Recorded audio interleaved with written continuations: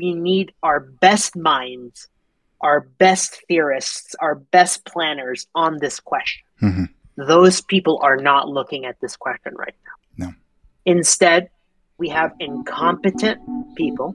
We have policy wonks who think through a grid of American geostrategic priorities, who are not on the ground seeing the deaths of Israeli citizens and Israeli children, Palestinian citizens and Palestinian children.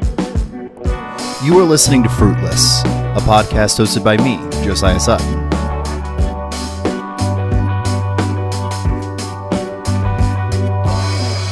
This is episode 20, Israel-Palestine, featuring Keanu Haydari, where we discuss the historical context for Israel's war in Gaza.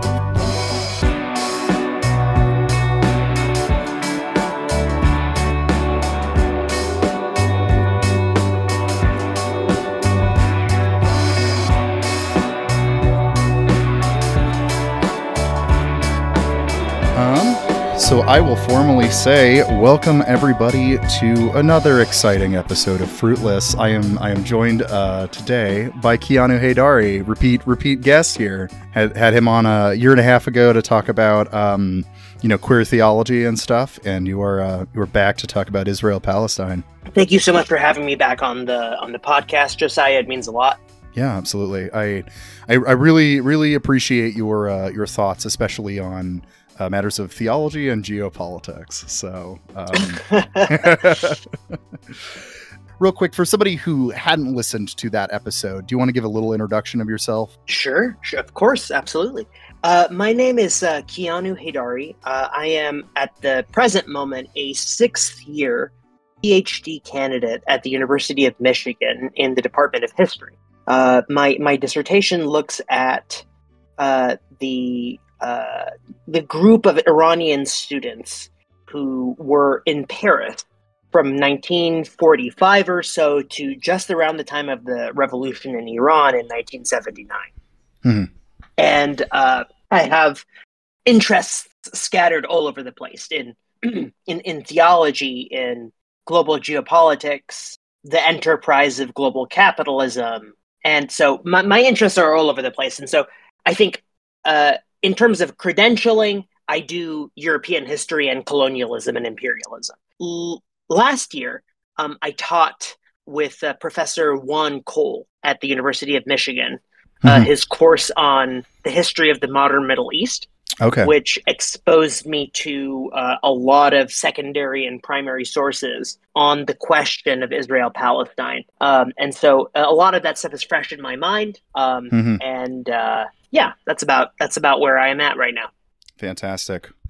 Well, I assume most people know, but why this subject is coming up, of course, is that at the beginning of October, on October 7th, Hamas did a unprecedented large attack on Israel that then led to Israel retaliating on Gaza and declaring war on Hamas and indiscriminately bombing Gaza, beginning land invasions, etc., over the course of the last month or so. I believe the casualty count at this point has reached over 10,000. According to the figures of the Gaza Health Administration, it's over 10,000 now. And of course, this is accompanied with, as we're seeing, global protests demanding a ceasefire. You probably, if you're living in the U.S., have probably seen some of these protests locally. So I felt that would be, this would be a good subject to bring Keanu on to discuss. So why don't you give, if somebody knows nothing about Israel-Palestine, they just know, what they kind of see in headlines occasionally, what's kind of the historical context of what's taking place right now? I think it's important to preface this conversation with a couple clarifications. One would be that when people say the issue is complicated, it's not actually complicated, right? There's a lot of historical detail. There's a lot of idiosyncrasies, a lot of facts that you have to, navigate your way through. But James Gelvin, a professor at UCLA, has the book on this topic, and the book is called The Israel-Palestine Conflict, A History, James L. Gelvin. And the book is right now in its 4th edition. I anticipate it will be in its 5th edition sometime soon.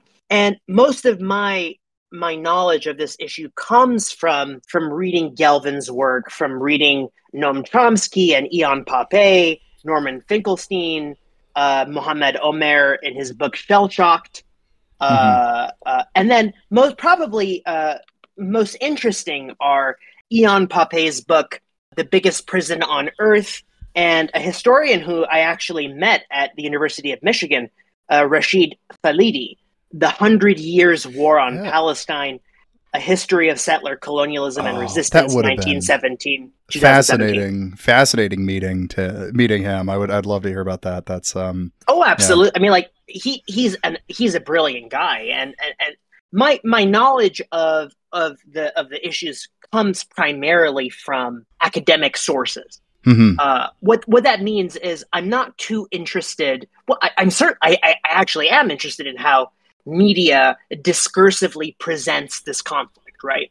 But my primary interest is in a kind of scholarly understanding of the issue.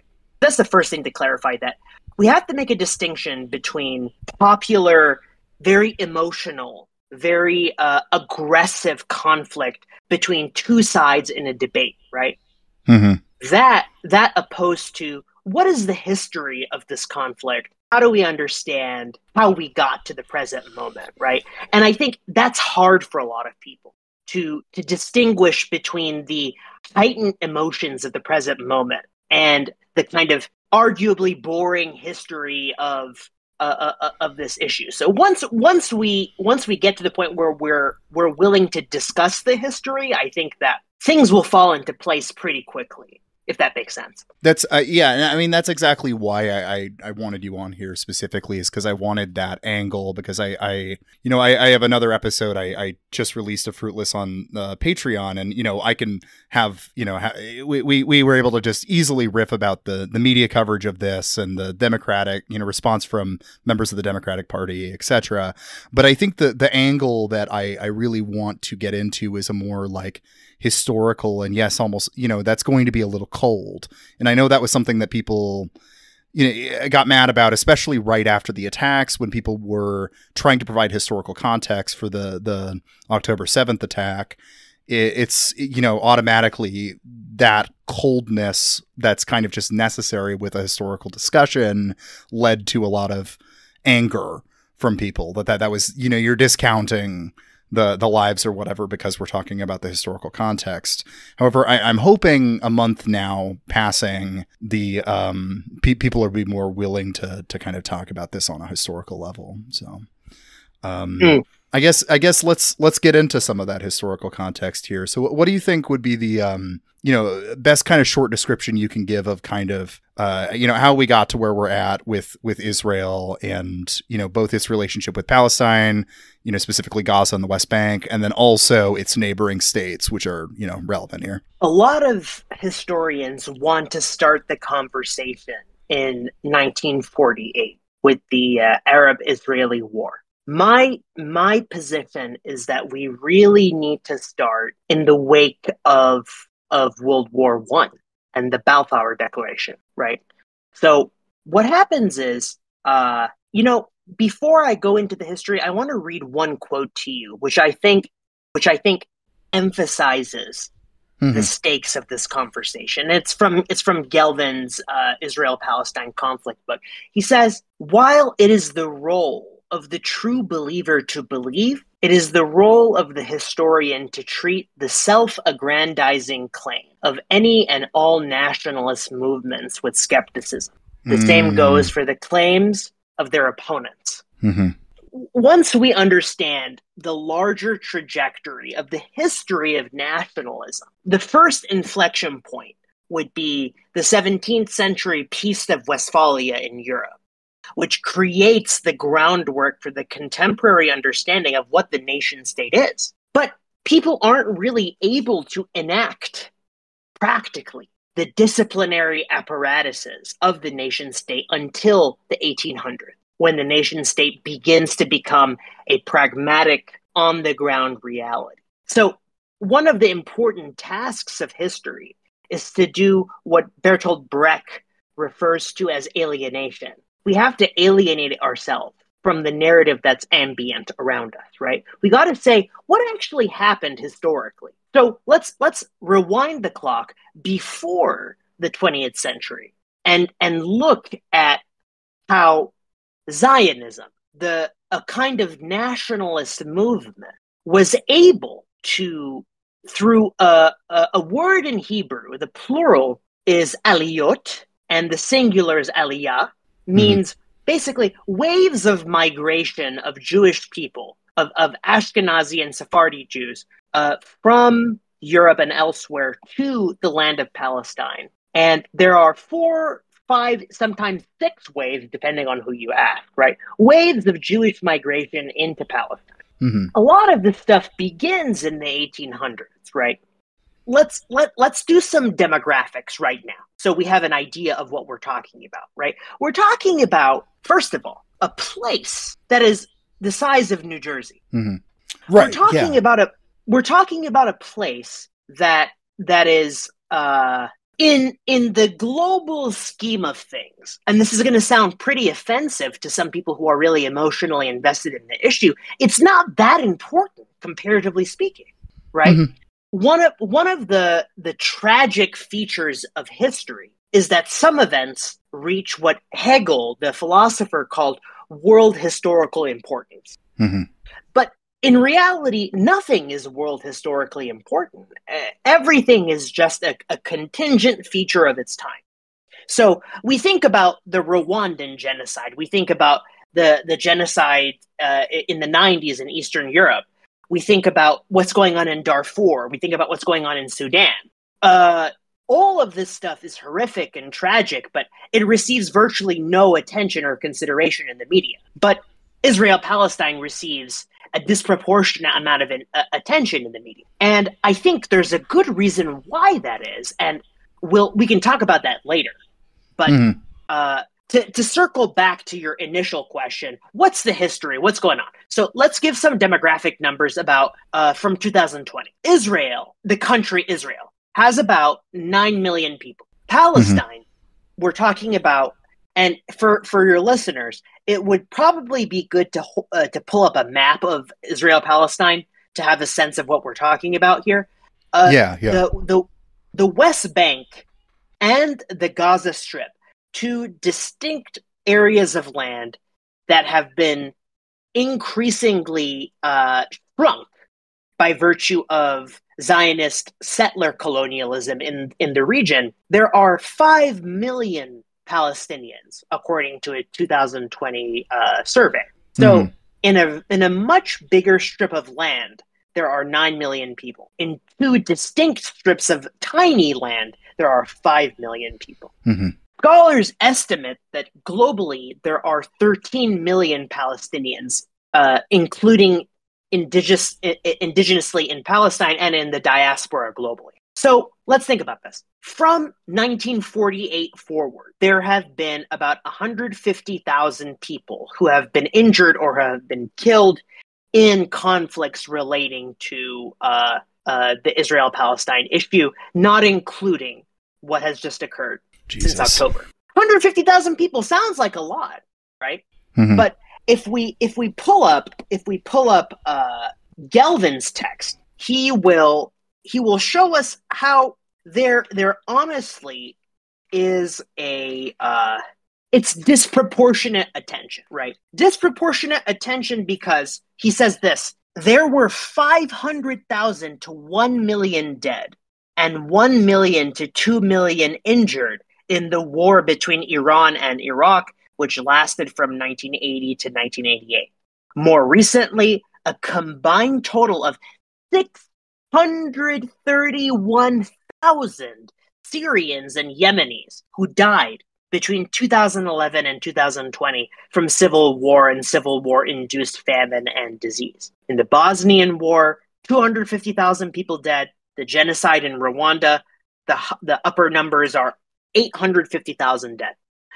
When's the last time you've heard someone talk about the Rwandan genocide, right? Mm-hmm. Not recently, no. Yeah. So there's a strategic cultural importance to the conflict in Israel-Palestine that we have to acknowledge up front. We're talking about 150,000 plus casualties, right? And by no means am I trying to minimize this intense and immense suffering of people on both Israel and the Palestinian sides.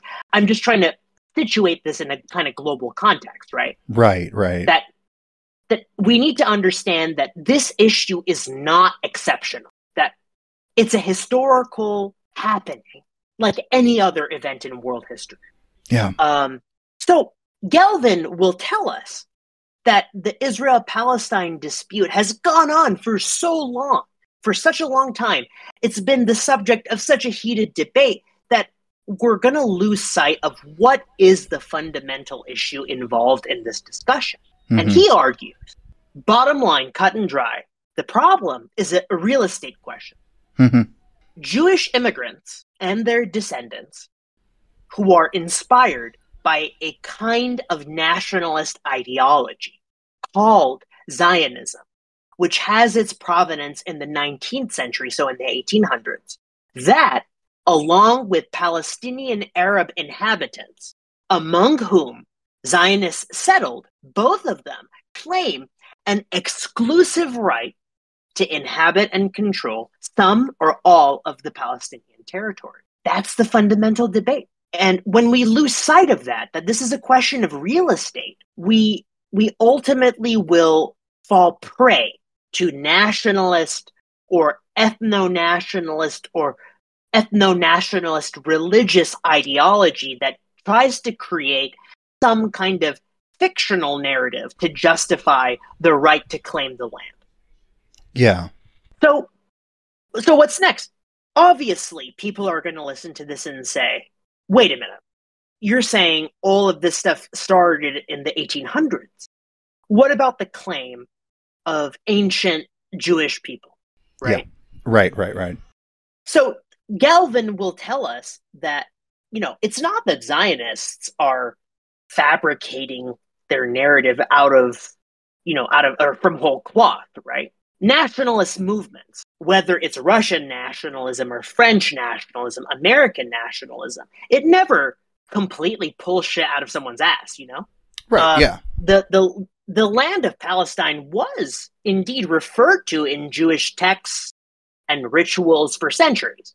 And in the Passover Seders, Jewish people ritually proclaim next year in Jerusalem. But what is distinct about this, right? What the Zionists did, just like any other nationalist movement before and since has done, is that they read their history selectively. The same thing is true. The same thing is true for Palestinian nationalism, right? They read their history selectively, and they draw conclusions from it that wouldn't have been intelligible to ancient Jewish people or ancient Arabs in let's say the 9th century, right? That what is unique about this situation is that it is a modern crisis. And that's where we lose people in this conversation. We lose a ton of people when we argue along with scholars of nationalism, of historians in general, who observe that the national phenomenon is only made possible after the Industrial Revolution, when we were able to take the ideas from the Peace of Westphalia in the 17th century and apply them in a kind of disciplinary way in the 1800s. So, bottom line, cut and dry, the question is this an ancient, eternal, perennial conflict between Muslims and Jews? Or is it something more recent? And the answer among any credible historian worth his or her salt is that this is a thoroughly modern problem. So moving into then 1948 and the formation of this nation state now, in line of this 19th century ideology that, you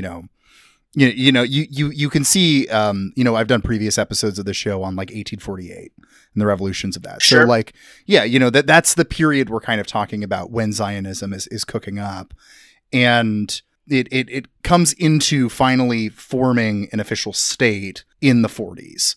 and displacing the Palestinian population during that time. Do you want to say a little bit about that process and kind of where things go from there? Absolutely.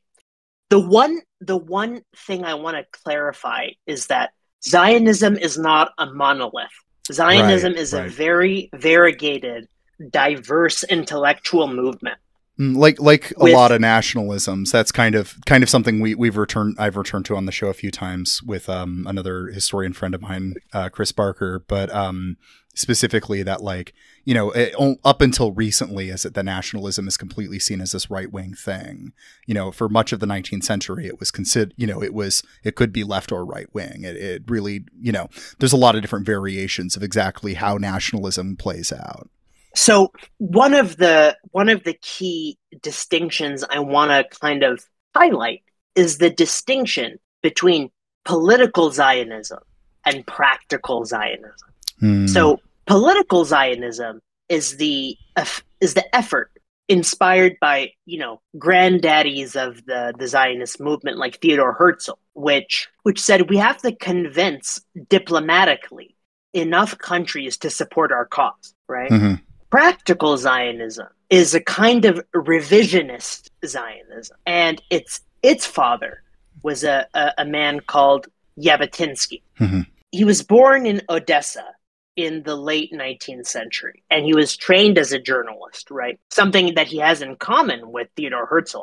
He experienced devastating pogroms in Europe, but what was different between Theodor Herzl, the kind of, you know, let's approach this through political diplomatic means. What was different about Jabotinsky? Mm-hmm. He, in 1931, and his followers organized the underground militia of revisionist Zionists. And they were cooperating with a group called the Stern Gang, and they perpetuated some of the most horrific atrocities in modern Palestine, including a campaign of reprisal bombings in 1937 in Arab markets.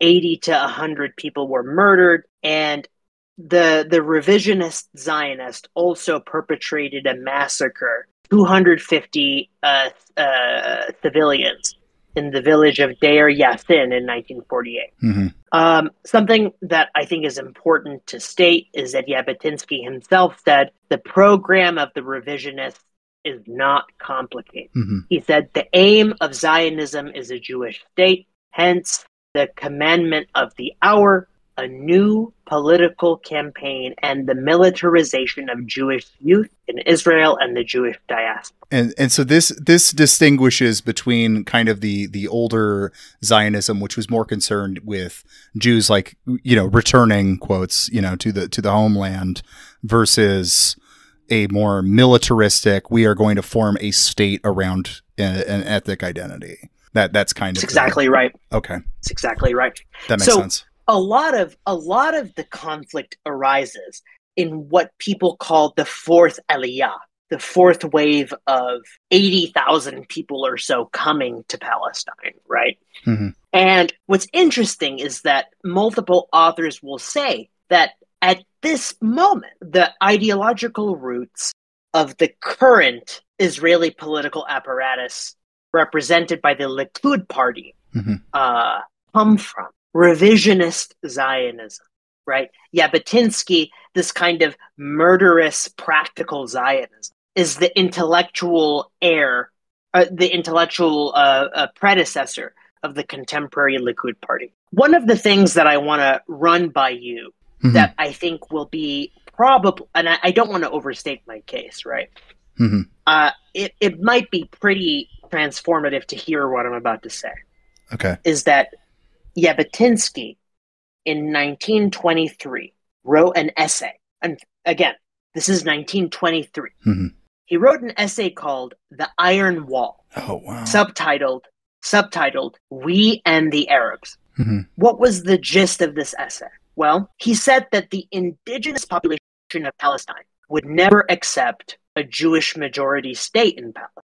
So, quote, there can be no voluntary agreement between us and the Palestine Arabs. quote, Zionist colonization must either stop or else proceed regardless of the native population, which means that it can proceed and develop only under the protection of a power that is independent of the native population, behind an iron wall, which the native population cannot breach. Yeah. Yeah, that's 1923, dude. That's 1923. No, I mean, literally 100 years ago, like an exact 100 years ago, and that is formulating exactly the kind of situation that Israelis and Palestinians are living with results of. Yeah, absolutely. So, what is the lesson to be gleaned from this segment, from the 19th century to the 1920s? It's that the plan for the ethnic cleansing of Palestine had been articulated as early as the 1920s. Mm-hmm. Okay. So when we look at this question historically, we have to acknowledge a couple things. Number one, Zionism is diverse. There are dove-like Zionists who do not desire the ethnic cleansing of Palestine. But the situation that's going on right now is people who are inspired by Jabotinsky and the revisionist school of Zionism. So, okay, let's refocus for a couple minutes. I'll just very quickly run through a couple flashpoints, and then we can get to a discussion. That'd be perfect. Yeah, there we go. Yeah. So, 1917 is the Balfour Declaration, right? It had something like a community center in mind. Right. There weren't that many Jewish people in Palestine in 1917. Nobody could have imagined an Israeli state. The declaration uses the word home rather than state.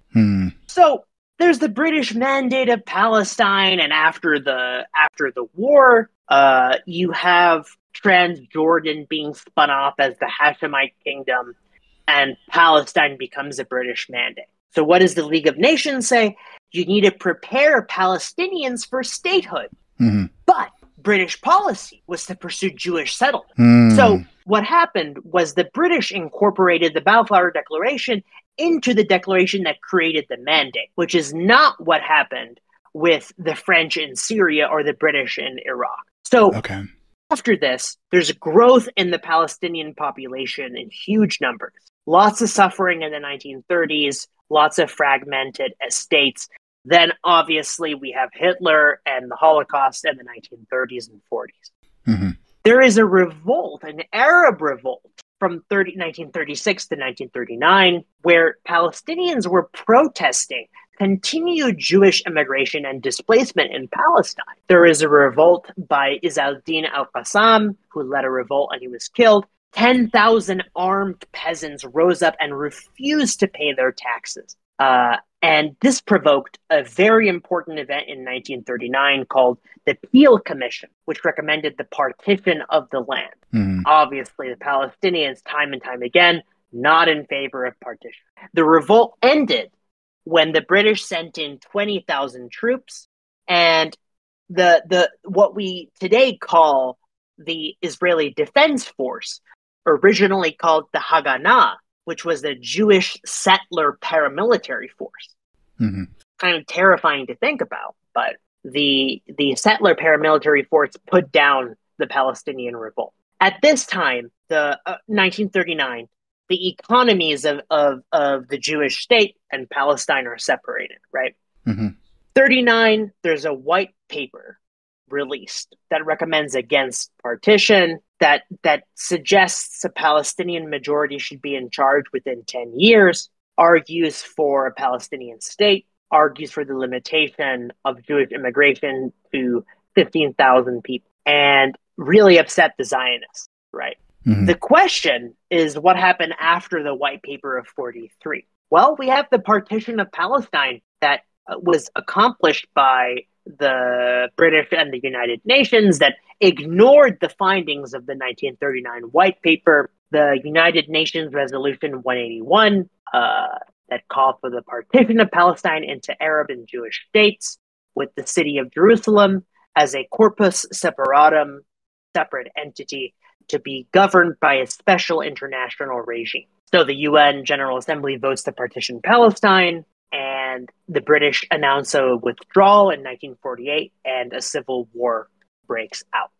Since 48, there has been nothing but discord, conflict, and fighting between Lebanon, Syria, Israel, all its neighbors. There have been, I think it's important to highlight how it began.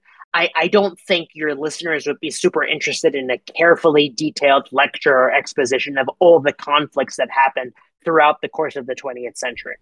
Right, but right. Suffice it to say that there have been flashpoints, inflection points in the 70s, in the 80s, in the 90s that reflect ongoing tensions as a result of the process of Zionist settlers coming into Palestinian land, displacing economies, displacing kinship structures, practicing forms of what Patrick Wolf calls genocidal settler colonialism. And I think simply appealing to the history of what happened creates a set of ethical commitments. Yeah. And one of those ethical commitments is simply telling the truth. And I think one of those truth claims is that Zionism is not unique, is not special.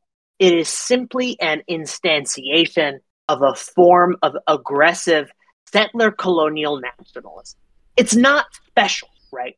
So that's the main thing I want your listeners to get from this brief historical narration, is that Zionism is not special. It's just like any other kind of nationalism. It has its own mythology, it has its own liturgies, its own symbology, its own internal justification. I'm sure you can put a pin in this, but like that's the most important thing I wanted your listeners to get, the context of the 19th century, what was going on in 1948. I think that's a perfect kind of background for understanding what's taking place right now. You know, that's good historical context. So I think maybe one direction to move into this though is, why is this history so obfuscated oftentimes? You know, I think, you know, I've been reading, I'm blanking on the author's names, but Except for Palestine, the limits of progressive Except politics. for Palestine. Yeah. Great book. And so I guess the question I'm going to ask is, why is it Except for Palestine? What exactly is it about Israel-Palestine that makes this a situation that we all default to? Well, it's complicated. It's, you know, why is that? There's a political scientist whose name is Samuel Huntington. Mm-hmm. And if your listeners don't know who he was, I should say, a very important man who wrote a book called The Clash of Civilization. Mm-hmm. And it argued that in the wake of the fall of the Soviet Union, there are fundamental civilizational discrepancies between China, East Asia, and the Islamic world. Mm-hmm. That ultimately these civilizational differences will become a stumbling block for the process of global capitalist accumulation. Mm-hmm. He's wrong, because Islam is not something that should be interpreted in civilizational terms. That there is no West that is in conflict with a Muslim world. There is no Muslim world. There is no Christian world, right? I think this fundamental approach to geopolitics that emphasizes civilizational differences is ultimately Orientalist, the term that Edward Said developed, and racist. It's not based on fact or evidence. It's based on sentiments and observations that don't have bases in empirical reality. Mm-hmm. Because of this clash of civilizations hypothesis, we say stock phrases, claims that we say over and over again, we repeat over and over again, but have no basis in reality. For example, Israel is the only democracy in the Middle East. What kind of democracy treats the majority of its population as second-class citizens? Yes, it's not a democracy. Right. I would compare contemporary Israel to living in post-Reconstruction America. Mm-hmm. And this is a radical claim that will upset many people. But what I'm saying is that to be a Palestinian Christian living in the territory of Israel, to be a Palestinian Arab Muslim living in the territory of Israel, is to live a life of a legally second-class citizen. You will be spat on walking across the street. And the egregious racism that is experienced by the Arab population in Israel is something that's not highlighted often enough. So yeah, we don't talk about this issue very much because of this clash of civilizations hypothesis that frames the Palestinian Arabs as a defective, pathologized population that is a kind of vestigial manifestation of right-wing. People even in France say Islamo-Gauchism. It's left-wing Islam, right? It's like it's a crazy constellation of ideas that is ultimately reactionary, regressive, not evolved enough, not enlightened enough, and the narrative is that they deserve what's coming to them, and we're seeing that unfold right now. Yeah, absolutely. There's.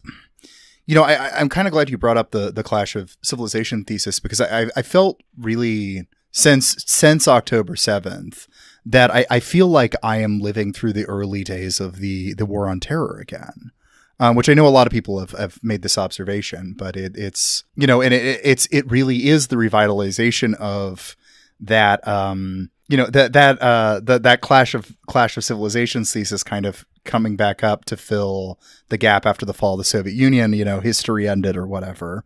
We need some new history. I mean, well, what is it then? West versus East. And so, yeah, it feels like all these old tropes have just been getting, dug back up. Well, I moving forward here, I guess you mentioned this being a settler colonial project. I agree with that.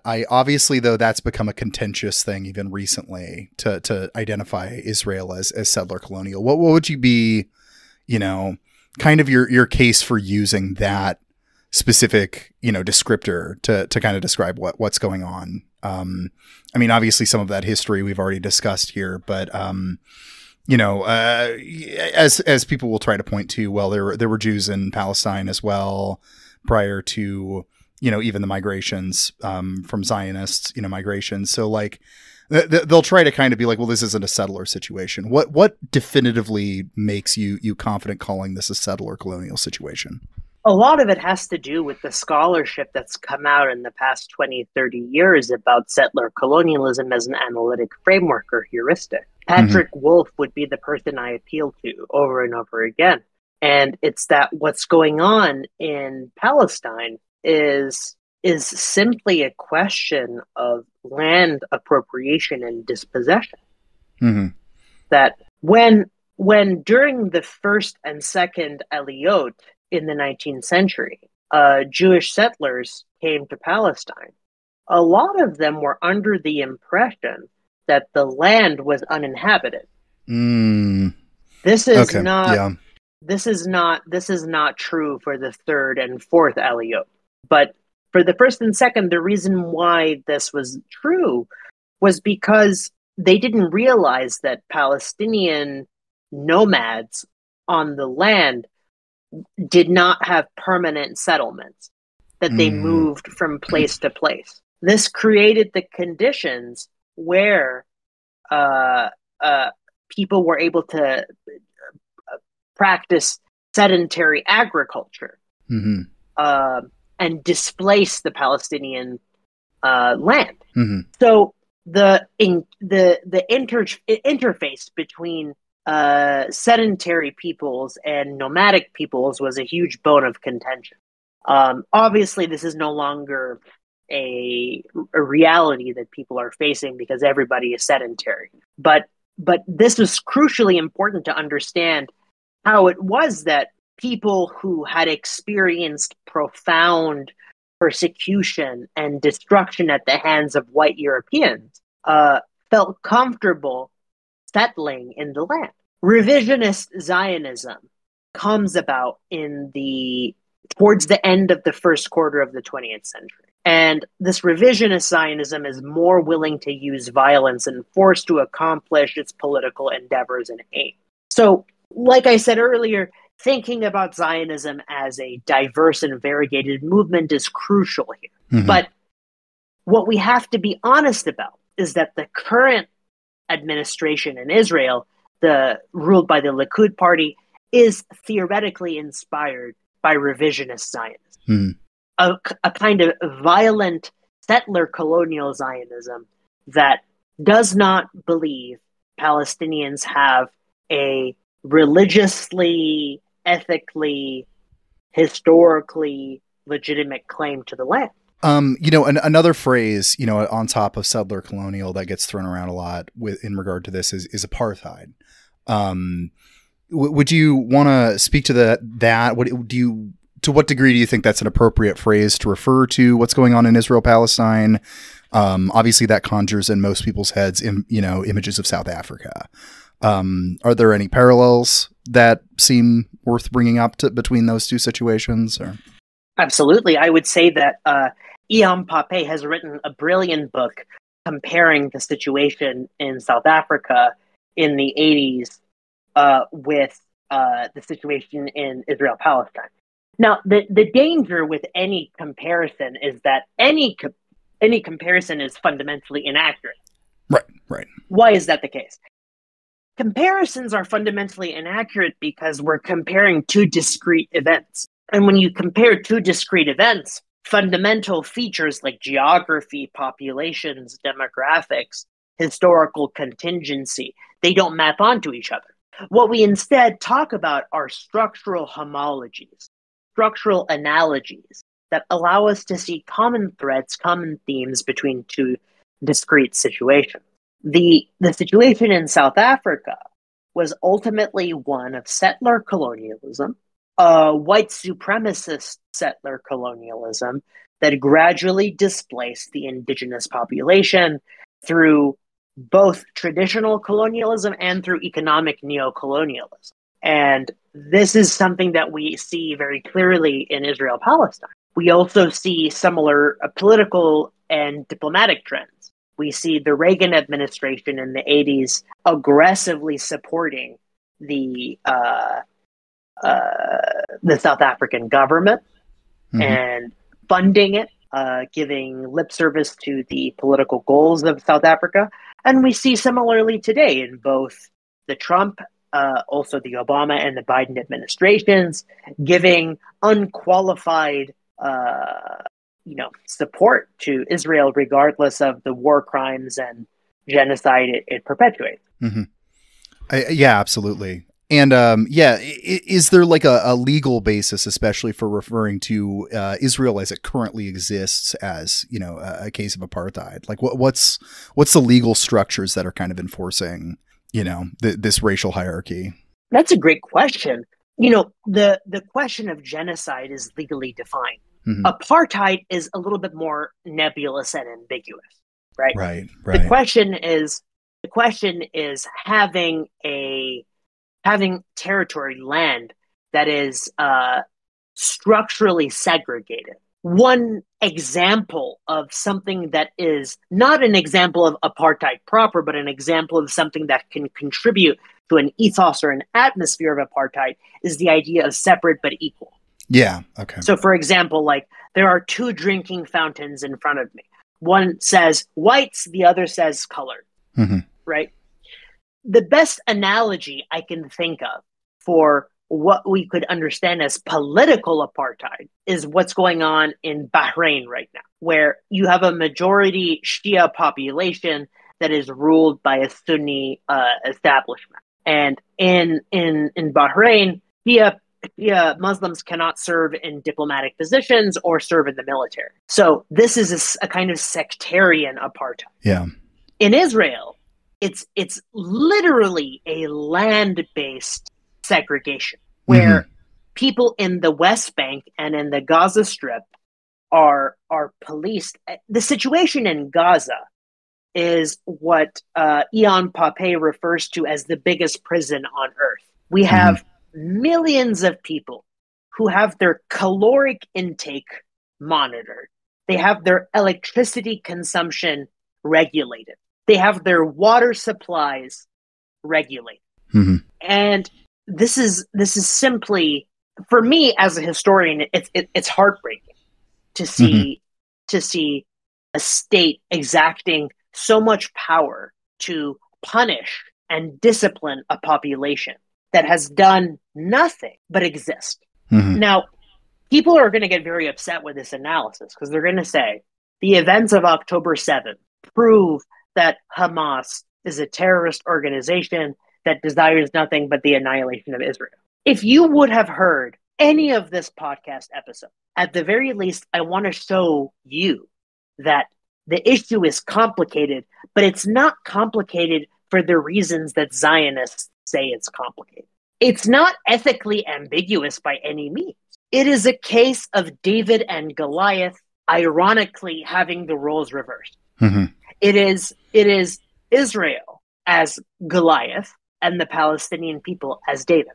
And it's complicated in the sense that you have to read a few books to understand what's going on historically. That's why it's complicated. Like it's not a transparent issue, right? You have to understand why it is that there are white European Ashkenazi Jews in Arab Palestine. But there are Sephardim and other Jewish people who occupy the land or inhabit the land. But the question is, how do we make sense out of this whole thing? And feel free to rewind the episode and start from the beginning, right?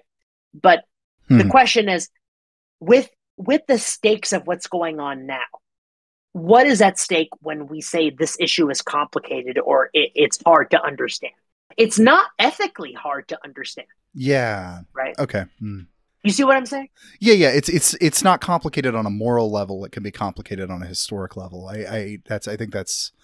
I had this exact on the Patreon episode. I kept doing the same thing where I kept kind of saying it's not complicated. Well, it's kind of complicated, but it's not complicated. That's the distinction that I think I needed there. Well, you mentioned Hamas here. I think that it might be worthwhile kind of zooming in on Hamas specifically because that's where so much of the conversation is happening right now. You know, what is Hamas? What is it? And as many people on the left will say, you cannot equate Palestinians broadly with Hamas. Why is that distinction so important? And, maybe a little bit of background of why is Hamas even in charge of Gaza? You know what I mean? How did this happen? We have to look at what happened. So you start in 1948 with the Arab-Israeli War. Then we go to the Suez Crisis in 1956. Then we go to the 1967 Six-Day War, where Israel got control of Sinai, the West Bank, Gaza, and the Golan Heights.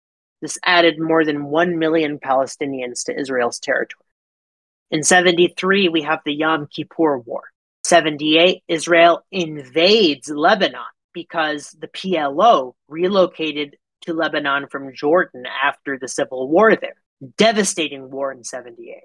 They invaded Lebanon again in 1982 in clashes with the PLO. Israel occupied the southern Lebanon border for almost 2 decades. In 1987, we have the Intifada, what scholars call the greatest intelligence failure of Israel since the 1973 war. Protests breaking out all over the West Bank and Gaza that develop into a sustained uprising that lasts for several years. And this Intifada, the Arabic word for uprising, promotes a U.S. and, interestingly enough, a Norwegian mediation that leads to the 1993 Oslo Accord between Israel and the Palestinian Liberation Organization. Fast forward to 96, another war with Lebanon. 2000, we have the Second Intifada. And in the Second Intifada, we have the famous photographs of people Palestinians using slingshots to throw rocks at Israeli tanks, right? Yeah, very, very literal David and Goliath imagery there. Exactly. In September of 2000, Ariel Sharon goes to the Temple Mount, which is the site of the Al-Aqsa Mosque, which causes Palestinians to protest, which leads to the Second Intifada. So Palestinian militant groups create a sustained campaign of suicide bombings, and the Israeli military and the IDF cracks down on Palestine. This is where Hamas comes in the scene in 2005. Israel withdraws from Gaza in 2005, and Hamas allegedly wins elections, right? That spark a civil war in Gaza between Islamists like Hamas and the Fatah party, which ended in 2007 with Hamas taking over Gaza. There's another war with Lebanon in 2006, which I'm not going to go into, but there's a war in Gaza in 2008. It lasted for 3 weeks. It killed 1,000 Palestinian people and maybe 10 Israelis. There's another war in 2014 between Israel and Gaza. You see this cycle, right?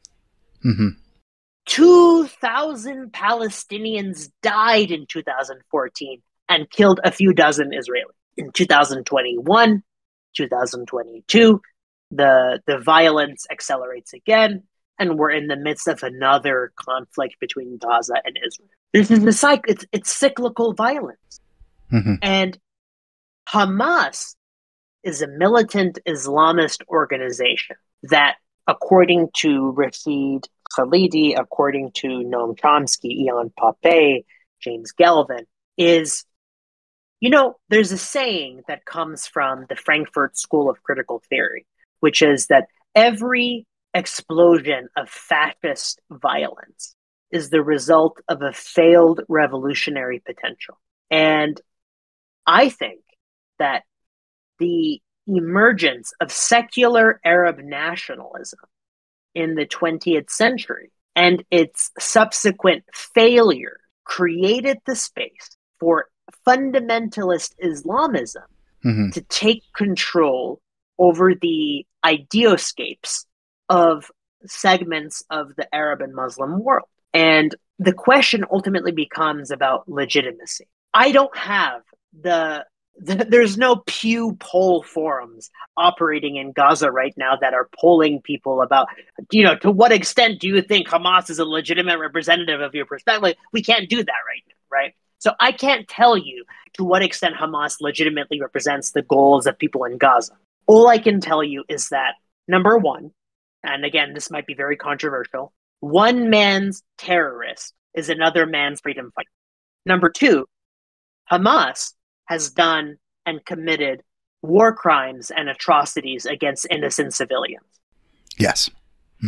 Number three, Israel's response in Gaza is so radically disproportionate that it brings to mind stuff like the Dresden firebombing, which Kurt Vonnegut so beautifully described in Slaughterhouse-Five, right? You can't just firebomb a city because you're in a military conflict. You can't just drop nuclear bombs on people because you're in a war with them. Right. And so the question is, looking at a current milieu where Zionists are basically radical right-wing populist authoritarians who subscribe to a messianic eschatology that views the state of Israel as the embodiment of the Jewish Messiah, how are you going to navigate this conversation? Right? What experts across the left have said is that what was going on since the Israeli withdrawal from Gaza in 2005 is a conflict between two varieties of settler colonialism. One is a liberal, secular settler colonialism represented by people in Tel Aviv who want to simply ignore the Palestinian crisis, right? The other are right-wing nationalist Zionists who fundamentally believe in the religious vocation of the state of Israel and the imperative of the state of Israel from the river to the sea to own and occupy and cultivate the land. This conflict was escalating in Israeli popular parliamentary discourse between secular Zionists and religious Zionists. That conflict is gone now because of what happened in October 7th, right? the debate between liberals and religious right-wing authoritarians has dissolved in the wake of what is obviously a radical and pressing security crisis. Mm-hmm. So strategically, Hamas made a set of decisions that, depending on your perspective, either completely fucked up the process of internal Israeli negotiation with the Palestinian problem, or brought newfound international attention to the crisis. Mm. And Mm-hmm. the discourse going on is, what costs are you willing to incur to bring international attention to a crisis? And myself included, along with many ethicists and moralists, say that what Hamas did on October 7th was not worth any kind of Mm-hmm. attention to the issue. Absolutely right. I think that's a good answer here. Especially just kind of helping us understand why Hamas is in the situation it's in. Now, this is something I hear a lot, with my kind of, unfortunately, social media informed understanding of the conflict. And so I'd obviously want to run it past you I've heard a lot of talk about the role of Israel in propping up Hamas. Is that just kind of a conspiracy theory type thing, or is that a genuine historical, backing to that claim? To be quite honest with you, I haven't done extensive reading about the situation in 2005. All I can tell you is that a civil war broke out in 2005 between the losing Fatah party and Hamas, right? That the PLO and the existing organizational structure in Gaza fell apart in 2005. Mm-hmm. And were the elections in 2005 legitimate? I don't know. Okay. Hamas is an Islamist organization. And I think we have to ask the question, what is the left supposed to do with radical Islamic fundamentalism? And I don't have good answers to that. I don't either. Yeah. I mean, I remember having the same argument quite a bit after the US's withdrawal from Afghanistan. Where you say, or at least I said, that it's a good thing this is taking place, but then also people are quick to say, well, then are you defending the rule of the Taliban in Afghanistan? Which of course not, but obviously the end of the intervention was necessary. So I feel like this is a reoccurring problem with the left, is that they're especially when talking about regions that have these like strong fundamentalist Islamic sects, where what do we do when that is seemingly the only freedom fighters left? When leftist groups in these various nations get crushed so much that, it really is a choice between, fundamentalism and I don't know. There isn't a good answer to that, I don't think. Yeah. Well, so, discussing this, Hamas is in charge of, in charge of Gaza, as the West Bank is kind of, this other situation that we'll see what eventually might come of that. But what's kind of maybe the differences of conditions between Gaza and the West Bank? The West Bank is not an open air prison. Mm-hmm. The amount of patrolling and state disciplinary apparatus in the West Bank is not as severe as in Gaza.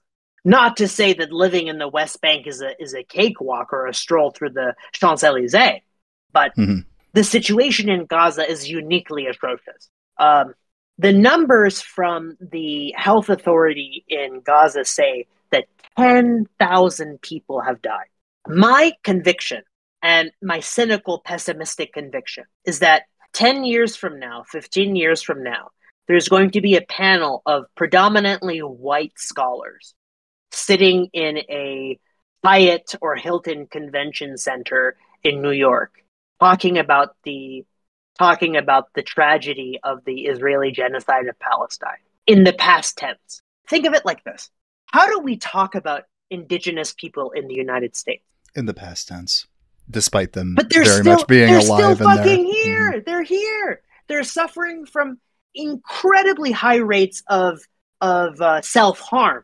high rates of diabetes, high rates of cancer, high rates of sexual assault, high rates of not having those sexual assaults committed by white people actually prosecuted by police because of the ridiculous structures of governmentality that they're having to go through. It's living hell in these reservations for people. And I'm not saying you can draw a direct analogy. I'm saying that there are homologies, structural similarities between the experience of indigenous people in the United States, the experience of formerly enslaved Africans and their descendants in the United States, and the people of Palestine. That these networks of solidarity create opportunities to interpret history through the lens of solidarity. And ultimately, this narrative of speaking about Indigenous Americans in the past tense is a psychological rationalization to avoid dealing with the trauma of coming to terms with the fact that for many people in this country, their ancestors were genocidal maniacs. And in Israel today, the same dynamic, I argue, is at play. That people who didn't necessarily have any role in the dispossession, annihilation, ethnic cleansing of the Palestinian people have to come to terms with a similar dynamic. The problem is, in the same way that there are still indigenous Americans, many of them actually, they're a percentage of our country in the United States, there are still very much Palestinians alive. The issue that we're dealing with is that the IDF, the public relations arm of Israel, and many other things are going to use every opportunity to reduce the threat that the existing Palestinian population plays. Whether that means forced displacement, ethnic cleansing, or an actual genocide remains to be seen. But my cynical, pessimistic prediction is that 10, 20, 30 years from now, we're going to be living in a very different situation where, unfortunately, we're going to be using the past tense, even if it's not called for. Oh, God, I hope it's not true, but it is. I am... Yeah, in a similar cynical headspace over the last month. Moving a little bit to, kind of this discussion of Hamas and, then the rise of this not that Zionism wasn't far right before now, but this especially like the liberal wing kind of losing out. Obviously, I think both you and I would be we would push back on someone who tries to frame this conflict as a religious conflict. But, on the other hand, there is a degree to which this has taken on religious forms, especially since Fatah, lost in 2005 to Hamas. So like what role does kind of a religious analysis of this play? And is it worth time to look at things in religious terms at all? My advisor at the University of Michigan, Joshua Cole, came out with a book. The book is called Lethal Provocation: The Constantine Murders and the Politics of French Algeria, right?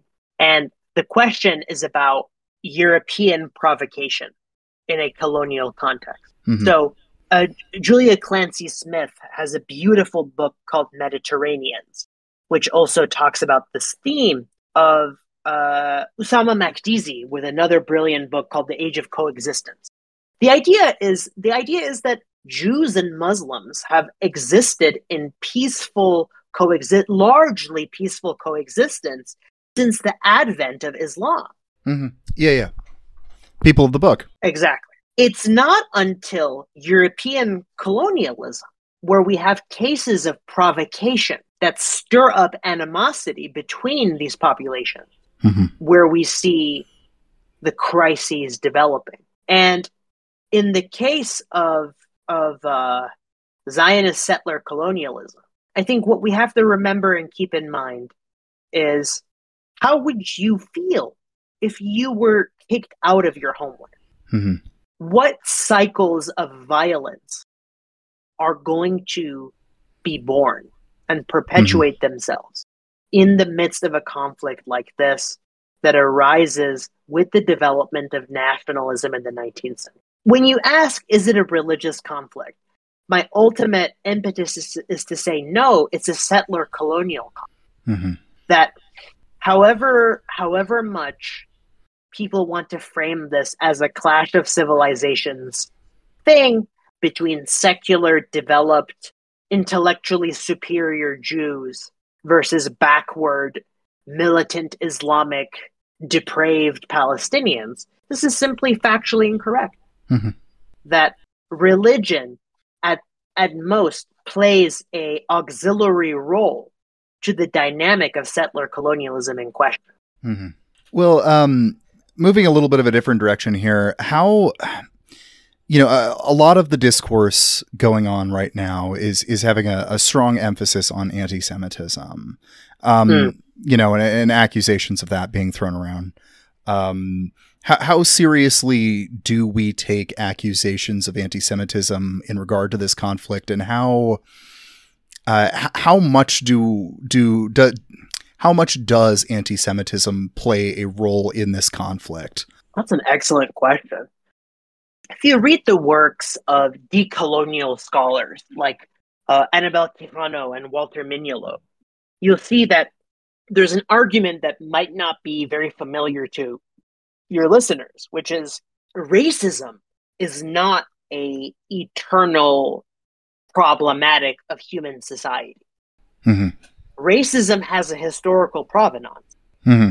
It arises in the 16th century in the Iberian Peninsula when Jewish people were forcibly kicked out of Iberia, or they had to forcibly convert to Catholicism. Muslims were also forced to convert to Catholicism as well. This is the infamous conversos and moriscos, right? That they were even when both Jews and Muslims converted to Catholicism, they were still viewed with suspicion, because at this time, a very important concept was developed. It's called limpieza de sangre, cleanliness of blood. Mm-hmm. And the idea is that people who were cultivated as Jews or as Muslims didn't have clean blood. So racism, as we understand it today, was born discursively in Iberia in the 16th century. So if we know that concepts that we intuitively feel are eternal or perpetual actually have a historical provenance, then we can understand that it's possible to change anything with enough hard work. Anti-Semitism is the corollary or the obverse side of anti-blackness. The color line between white and black is the underlying script through the grate, if you will, the sandbox of cleanliness of blood that then filters in the Jewish exception. So in the discursive framework of the cleanliness of blood, anti-blackness and anti-Semitism work together to create the conditions through which whiteness can be articulated. Mm-hmm. So whiteness is a fundamentally oppositional discursive strategy. It is not primarily ethnic. It is not primarily religious. It is an oppositional, pseudo-ethnicized discursive constellation that defines itself as not Jewish and not black. Mm-hmm. And there have been many modifications to the scope and expanse of whiteness since Iberia, the case of Limpieza de Sangre. But what remains consistent is anti-Semitism and anti-blackness.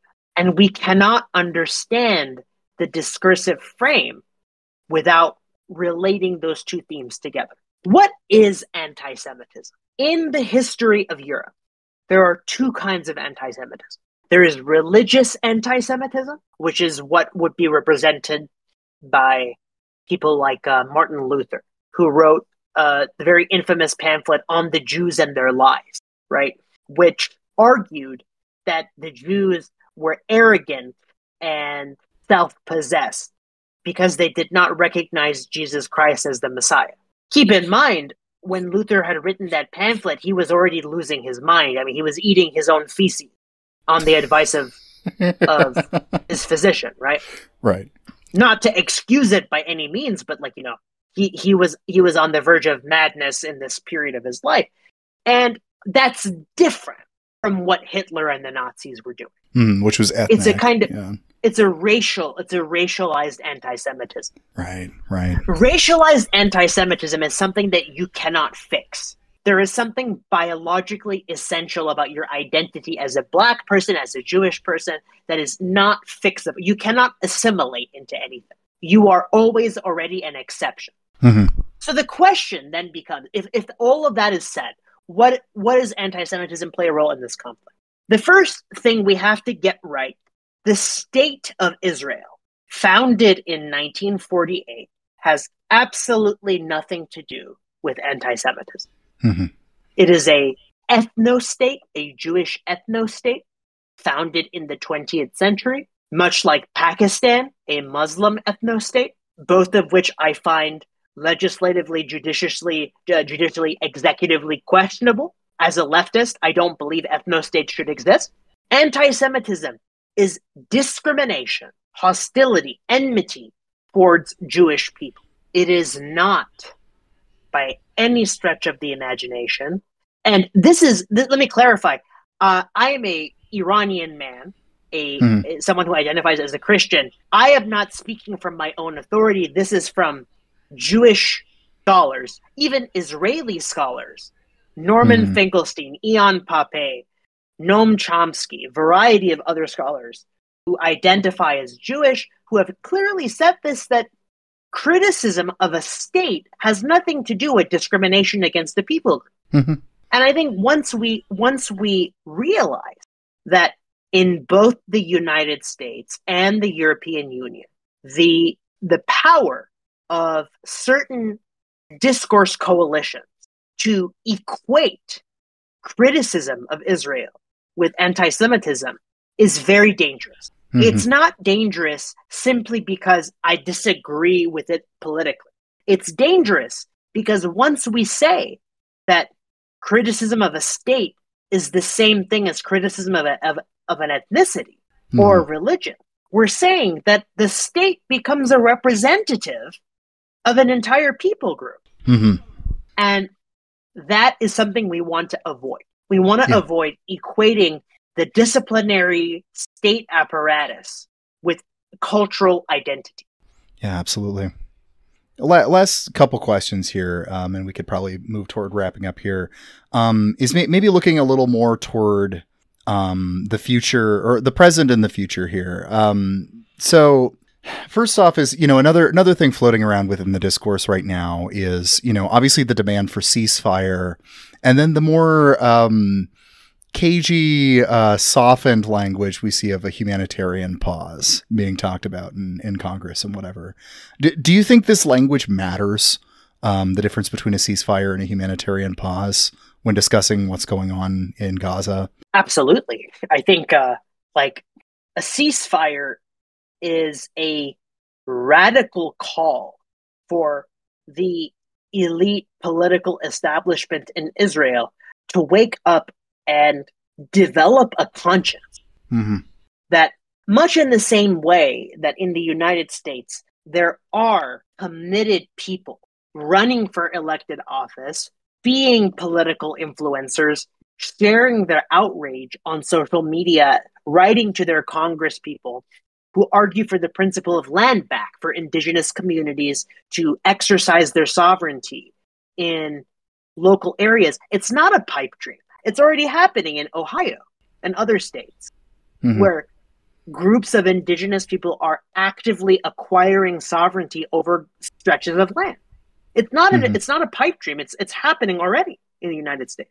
Much in the same way, people in Israel, I know them, left-wing, anti-Zionist Jewish people and secular Jews, actively communicating with the leadership of their country to their own bodily harm and peril, saying, what we need now is an unqualified, unconditional ceasefire to allow the shambles, the wreck of Gaza to recover from this unceasing genocidal bombardment. And I think the kind of liberal language of a humanitarian pause is an optical concession to the Biden administration to avoid the most egregious accusations of complete and total war. Mm-hmm.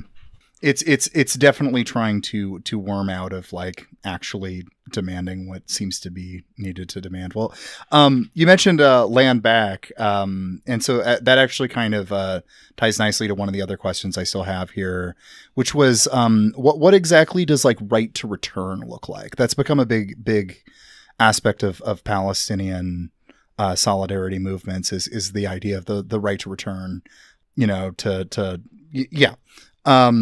what freedom of movement, etc. What do you think, if that were to be implemented, it would look like? How would that process go down? I have no idea. I have absolutely no idea. I think we're living in a clusterfuck of a situation.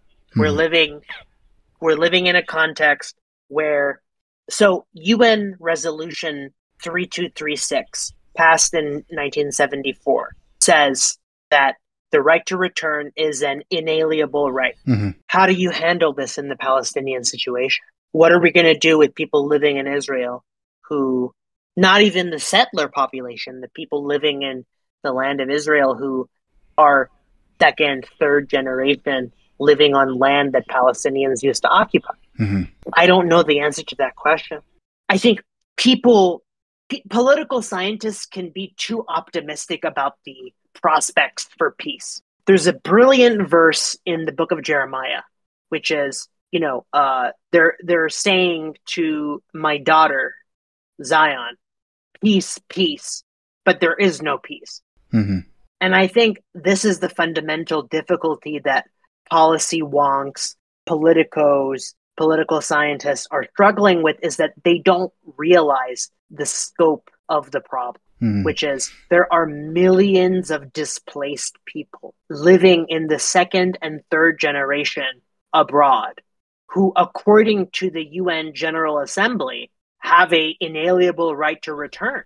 But how can they return when their land is occupied? So that's the question, right? I don't know what to do with that. All I can say is that it's a tragedy. It is, this is the legacy of the Nakba, right? This is the legacy of seeing settler colonial genocide and ethnic cleansing in motion. And circling back to a comment I made before, I think it's important for us to show solidarity with Palestinian people. It's important for us to show solidarity with Israelis who oppose the ethnic cleansing of Palestine. It's important for us to argue for ceasefire and for a peaceable resolution to this conflict that involves feedback and mediation from both legitimate representatives of Israel and the Palestinian people. To get to such a moment, we need to know who the legitimate representative of people in Gaza are. We have to know what a potential path forward could look like. And all I can say is that we need our best minds, our best theorists, our best planners on this question. Those people are not looking at this question right now. No. Instead, we have incompetent people. We have policy wonks who think through a grid of American geostrategic priorities, who are not on the ground seeing the deaths of Israeli citizens and Israeli children, Palestinian citizens and Palestinian children. Ultimately, what I think needs to happen is something very similar to the Peace and Reconciliation Committee that happened in South Africa, in the wake of apartheid. Yep, absolutely. And the only way that can happen is when radical systemic injustices are radically addressed. And what that would look like, whether it means a reparceling out of the land, a strategic redistricting of Jerusalem, moving embassies, reconfiguring policing and resource distribution. A lot of these things will have to be discussed in a legitimate Palestinian state. And like I said before, it's simply a clusterfuck. You can't call the West Bank and the Gaza Strip a Palestinian state today. Right.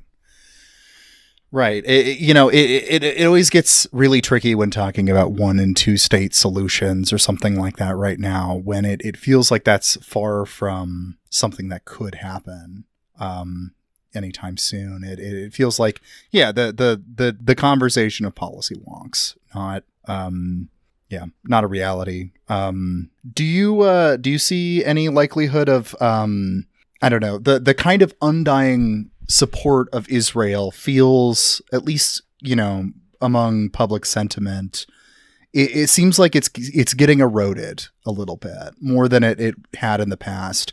Do you see the likelihood of something like, the ICC being involved in, going after, anyone who is involved in this or anything, or do you really think that this will be, not a lot of change will happen from Western governments here? I remain cynical and skeptical about the posture of Western governments. I mean, if you go to Financial Times, there was a brilliant article looking at the European Union releasing a report on Wednesday of this week. So that would be November 8th, Wednesday. The European Union released European Commission, released a report on the status of Turkey acceding to the European Union. Mm-hmm.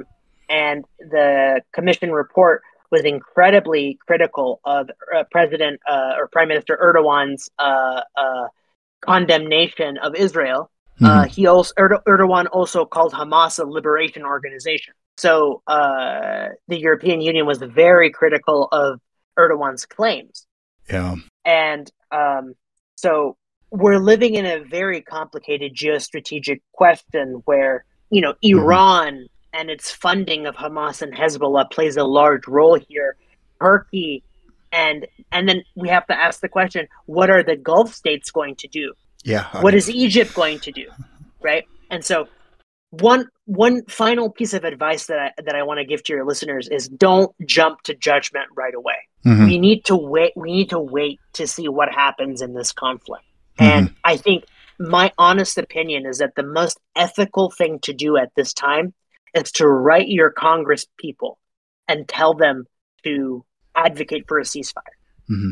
I understand that so many people are cynical about bourgeois electoral democracy, but you have to do something, right? Mm-hmm. Go to a march, go to a protest, express yourself, share your voice on social media, talk to your relatives.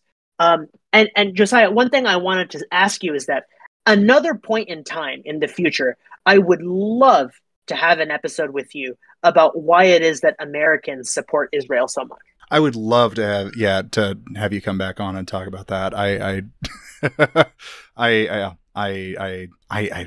don't have a good answer for why Americans support Israel so much, but I think it's a really interesting question for sure. The long and short of it, in less than a sentence, it has to do with people like John Nelson Darby and C.I. Scofield in the 19th century. It's premillennial. Mm-hmm. Okay. Premillennial dispensationalism. Yeah. Which comes from the British Israelite movement in the 19th century. People who began to read the Book of Revelation literally.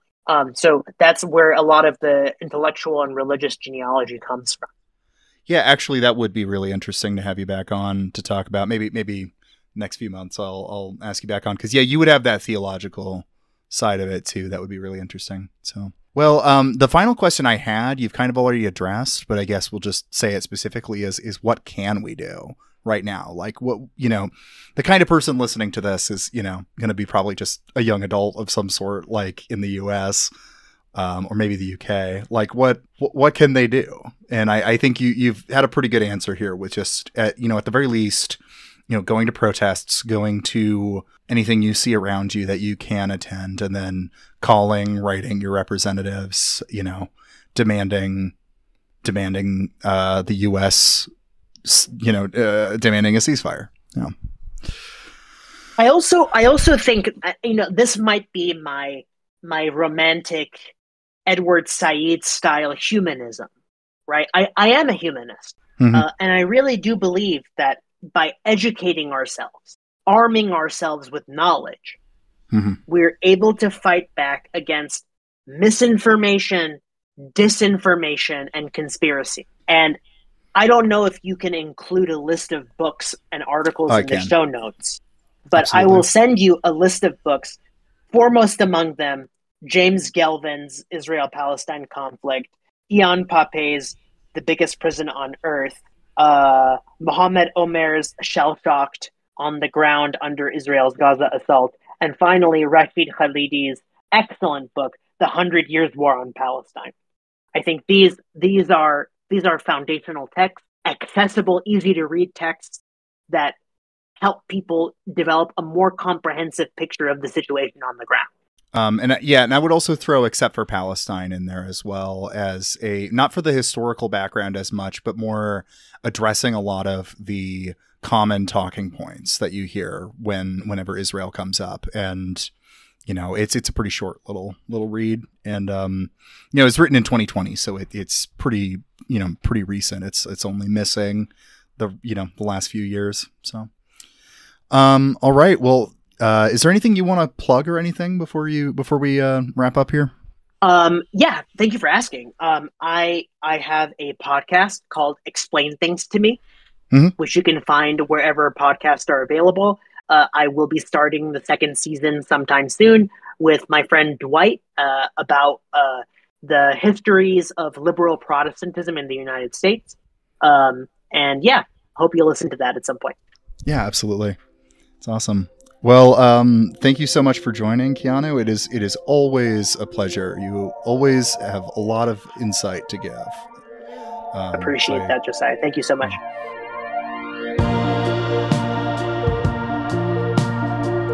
Thank you so much for listening to Fruitless, a podcast brought to you by our lovely patrons, who include Chris Barker, Leo Zachary Dickinson, James R., Thomas C., Kyle Gannis, Moss, The Worst of All Possible Worlds, Elizabeth Power, Stephen Atkinson, and Gavin Aronson.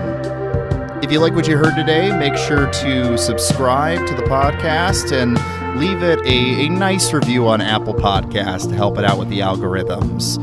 If you really like the podcast, you could check out Fruitless on Patreon. Link for that is in the show notes. It's $3 a month for all sorts of fun bonus content. And with that, have a wonderful rest of your day, and I should see you here in the next week or two with more Fruitless.